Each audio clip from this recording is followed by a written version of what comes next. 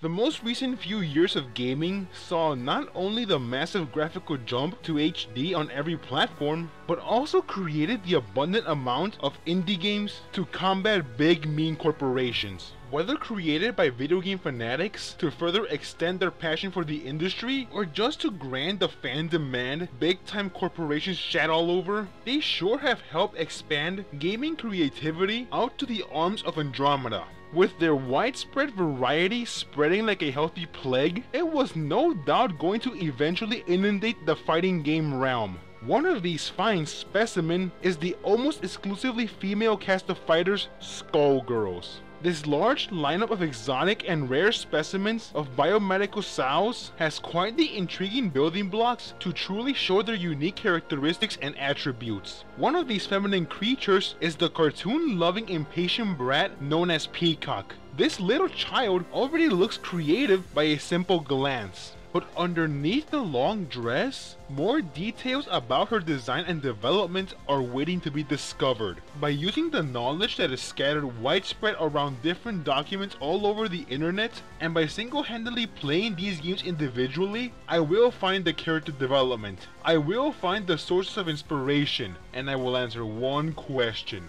Who is Peacock? Patricia Watson was initially a human girl who lived as a war orphan. One day, her body was gruesomely mutilated by the slave traders who captured her for being too defiant. At the verge of death, she was rescued by Dr. Avian's anti-Skullgirls lab, where she was rebuilt as a biomedical weapon named Peacock.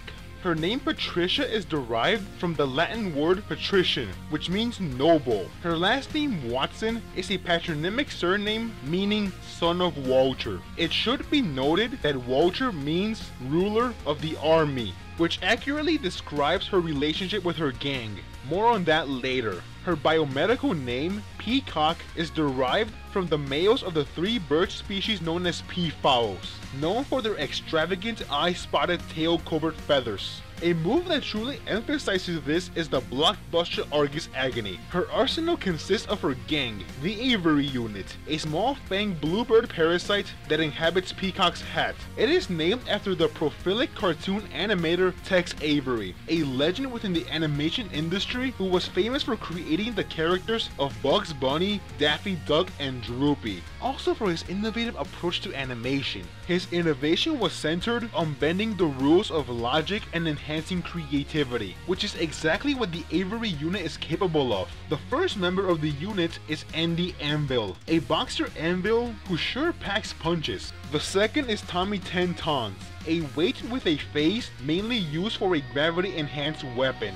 The last two of the Avery units are George Bomb and Lonesome George Lenny, the 8-ball bombs. Both of their names and build are references to the Tex Avery characters of the same name, which in turn were based off characters from the novel Of Mice and Men. Both George and Lenny were originally named Little Boy and Fat Man, the names taken straight out of the atomic bombs dropped on Hiroshima and Nagasaki. Of course, these names were changed for obvious reasons. Her revolver bears resemblance to the Smith & Wesson Model 29, a .44 Magnum revolver made famous by Clint Eastwood's Dirty Harry. And on top of that, the ammunition resembles that of a Banzai Bill from the Super Mario games. Her move, Robo with a Shotgun, is a reference to the 2011 film Hobo with a Shotgun, which in turn is based on a fake trailer in the intermission of the Quentin Tarantino Robert Rodriguez double-featured film Grindhouse. Peacock's alternate title, The Murder Go-Round, is a reference to the Looney Tunes theme song.